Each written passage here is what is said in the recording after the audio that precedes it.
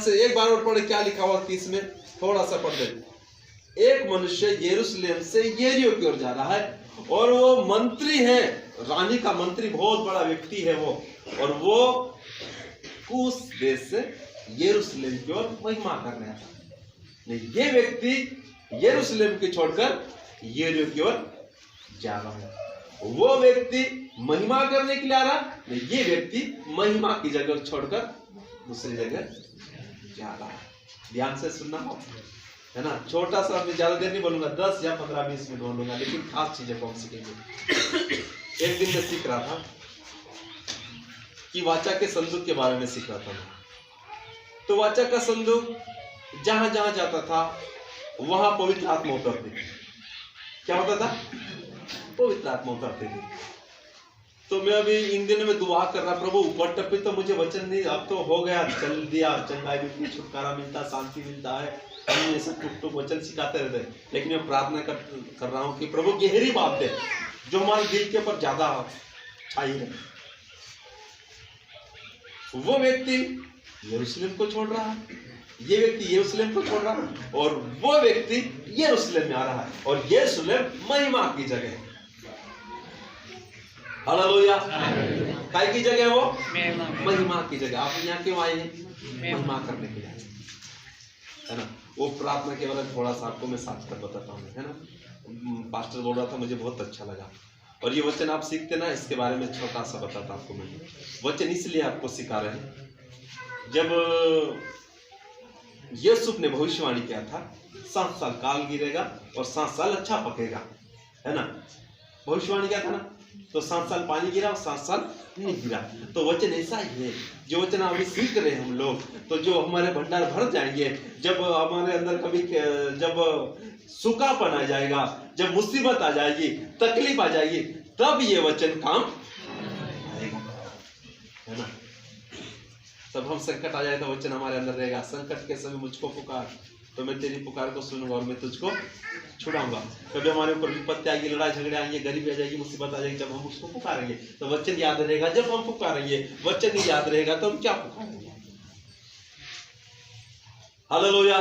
उसके बाद प्रार्थना बोल रहा था। देखो सिंपल चीज आपको मैं बताता हूँ, फिर वचन में और जाएंगे ना आगे, थोड़ा सा वचन से जरा आपके बाद देखूंगा। तो क्या वाचा का संदूक जिस घर में भी रहता था वहां पर पवित्र आत्मा उतरते थे, है ना पास्टर साहब, सही है वहां पर। और उस घराने को परमेश्वर बरकत देता था। क्या करता था? बरकत देता। लेकिन अभी यहाँ वाचा का संदूक नहीं है, उसी भवन के मंदिर के अंदर रहता था, लेकिन यहाँ पर नहीं है। लेकिन नए नियम में लिखा हुआ है, जहाँ 2 या 3 या 1 मन होकर, 1 या 2 या 3 या उससे अधिक भी 1 मन होकर प्रार्थना करेंगे, उनके बीच में क्या लिखा हुआ? उनके बीच में उपस्थित रहूंगा। हालेलुया। देखो यहाँ पर भी परमेश्वर की आत्मा उतरती है, और आपके घर में भी आप बैठकर प्रार्थना करोगे सुबह शाम, तो क्या होगा? क्या होगा? परमेश्वर की आत्मा उतरेगी। जब परमेश्वर की आत्मा उतरेगी तो हमारे घर में क्या आएगा? फिर क्या आएगा? अरे मैंने क्या बोला कि जहाँ वाचा का संदूक है वहाँ क्या उतरते थे? परमेश्वर की आत्मा। लेकिन नए नियम में क्या लिखा हुआ? जहाँ 1 या 2 या 3 मिलकर उससे अधिक 1 मन होकर प्रार्थना करोगे तो क्या होगा? उनके बीच में उपस्थित। तो आपके घर में आप दुआ करोगे सुबह शाम, आपके घर में पवित्र आत्मा उतरेगी, आपके घर में परमेश्वर आशीष देगा, घर में बरकत देगा। लेकिन बात यह है, सुबह शाम हमको घुटने पे आना पड़ेगा। हालेलुया। चीज है ना, घुमा फिरा कर नहीं बताया आपको, और ये सच है। इसलिए सुबह शाम हमारे घर में चुपचाप हमको सोए नहीं रहना है, फालतू चिल्लाना नहीं है, गाली देकर एलर्जी खत्म नहीं करना है, ताकत खत्म नहीं करना है, घर वाले को लड़कर ताकत खत्म नहीं करना है, घर वाली को लड़कर ताकत नहीं खत्म करना है, परमेश्वर से प्रार्थना करना है। हालेलुया। फायदा करना। तो देखो ये व्यक्ति क्या कर रहा है? यरूशलेम को छोड़कर यरीहो की ओर जा रहा है, और वो कदाके की रानी का मंत्री है जो कूश देश से यरूशलेम महिमा करने के लिए आ रहा है। हालेलुया। ध्यान से सुनना, महिमा के बारे में ज्यादा जोर देते हैं, और पास्टर अट्टे सिंह ने भी बताया था कि महिमा खास चीज है ना, नए मीटिंग में जब नए साल की मीटिंग हुई। देखो महिमा को छोड़कर जाएंगे तो इस व्यक्ति का क्या हाल हुआ। महिमा को छोड़कर ये जा रहा था, देखो और पढ़े इसको क्या हाल लिखा उसमें, ये महिमा ये यरूशलेम को छोड़कर जा रहा था। हाँ, एक मनुष्य यरूशलेम से यरीहो को जा रहा था कि डाकुओं ने घेर कर उसके कपड़े उतार लिए और मार पीट कर उसे मोरा छोड़कर चले गए। शैतान न मारता है न जीने देता है, शैतान भी ऐसा ही। देखो ये महिमा को छोड़कर जा रहा है तो उसको क्या करा, डाकुओं ने घेर कर मारा और कपड़े भी छीन लिए, सारा उसका जितना था छीन लिए और अधमरा कर दिया उसको, बेहोश हो गया। वो क्या हो गया, बेहोश हो गया। तो हम भी विचार कर रहे हैं शैतान कैसा है, चोर की नहीं है, वो घात करने हत्या करने के लिए आता है। तो हम भी महिमा को नहीं आना चाहिए क्या, महिमा को छोड़कर हट जाना है क्या, महिमा से दूर चले जाना क्या। दूर चले जाएंगे तो इस व्यक्ति के समान हमारी कंडीशन हो जाएगी। हालेलुया। अभी मैं एक बेटी और एक बहन को बिठा कर लाया मैं, तो मैं 11 बजे आया, तो मुझे मालूम है 10 बजे से आराधना चालू हुए थे। बहन को बोला मैंने 10 बजे आना महिमा करने के, जितना समय है उसी समय से हमको आ जाना है, नहीं तो आराम से वो लेट जाएंगे। कोई 10 बजे आ रहा है, कोई 11 बजे आ रहा है, कोई 11:15 बजे आ रहा है। अरे हम क्या 8 दिन के बाद 1 दिन तो आते हैं हम, नहीं तो कभी चुक जाते 15 दिन के बाद आते हैं, 3 सप्ताह चुक कर आते हैं, महीने भर के बाद के बारे में। महिमा एक विशेष चीज है। हालेलुया। आप और मैं महिमा छोड़कर जाएंगे, शैतान हमको मारेगा, अधमरा छोड़ देगा, न जीने देगा न मरने देगा, और जो कुछ हमारे पास है उसको भी लूट देगा। हालेलुया। कई लोगों में देखा, एक भाई विश्वास में आने के बाद 3 ट्रैक्टर लाया। कितने? 3 विश्वास आने, एक लाया, 1 साल के बाद दूसरी लाया, दूसरे साल के बाद तीसरी लाया वो, लेकिन महिमा में आना बंद हो गया। वो दारू पीने लग गया और वो भटक गया। वो अभी उसकी ट्रैक्टर खड़े नहीं, आगे बढ़ नहीं रहा। एक भाई को मैंने देखा विश्वास में आया, उसके भाइयों ने खेती छीन ली जो लेना चाहता, उसको एक सुंदर खेती मिली और टीवल भी उसका छीन लिया, लेकिन उसके 2 टीवल हो गए। कितने? 2। लेकिन महिमा से भटक गया, वो वापस खेती गिरवे रखा गया। इस कारण महिमा को नहीं छोड़ना हमको। देखो वचन में महिमा करेगा तो तू क्या करेगा, एक बड़ी कमाई आएगा। महिमा किया यीशु की सेना ने, और उनको रोक रही थी, वो दीवार गिर गए और वो आगे बढ़ गई। हमको भी कई चीजें हमको रोकेगी, घर बनाने में, खेती खरीदने में, खेती करने में, आगे बढ़ने में कई बातें हमको रोकेगी। हम महिमा करेंगे, रोकने वाली दीवार गिर जाएगी और हम आगे बढ़ जाएंगे।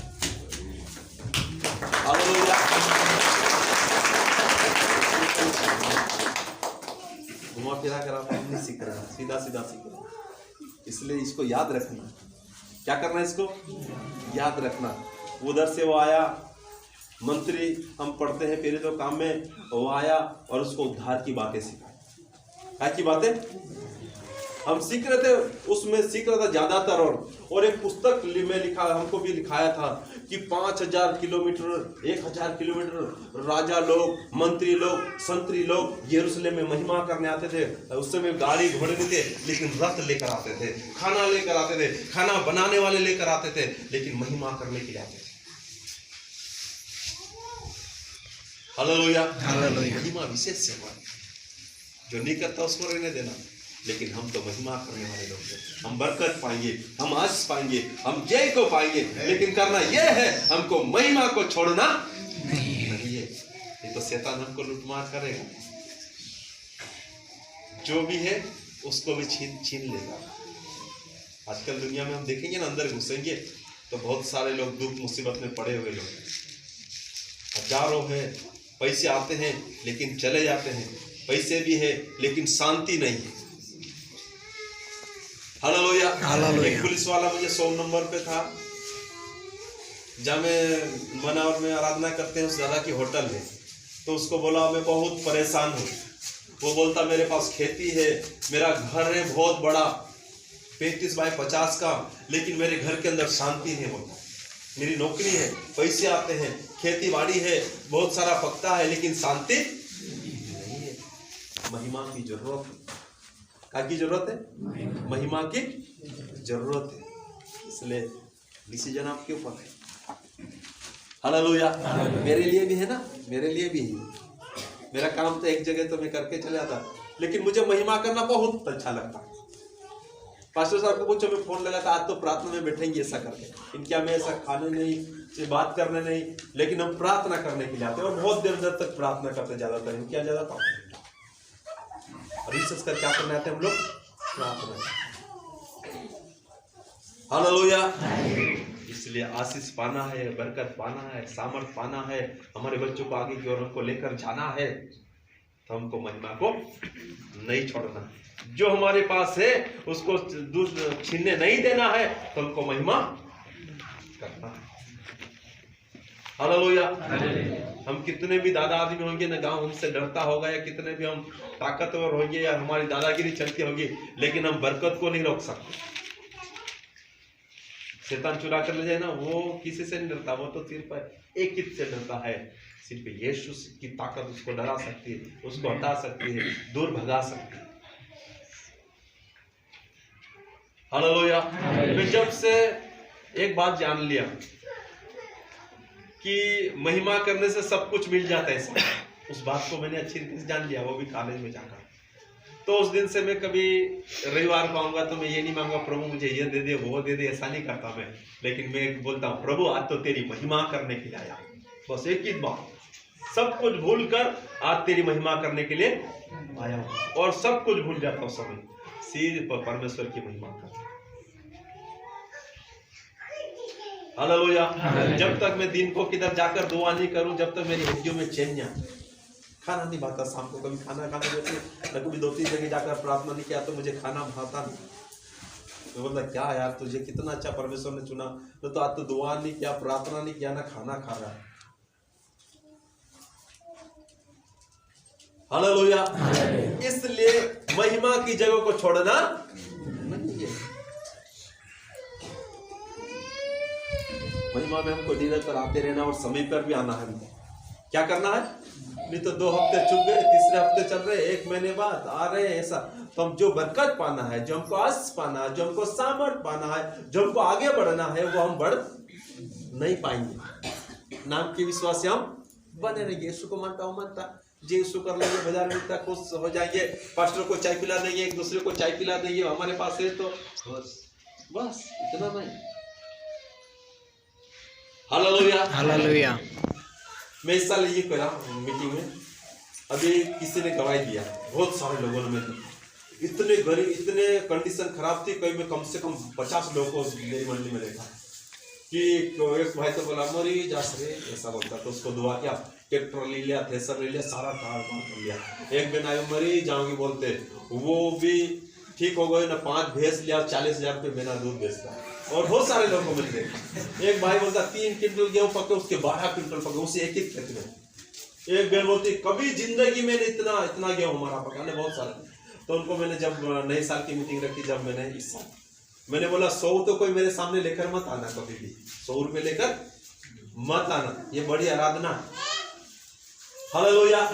मैंने बोला जमाना चला गया अभी 100 का, मैंने बोला अब तो 500, 1000, 2000 का जमाना आ गया। मोदी ने भी बड़े बड़े नोट बना दिए, छोटे छोटे को हटा, बड़ी बड़ी आशीष पाना है तो हमको ऐसा करना पड़ेगा।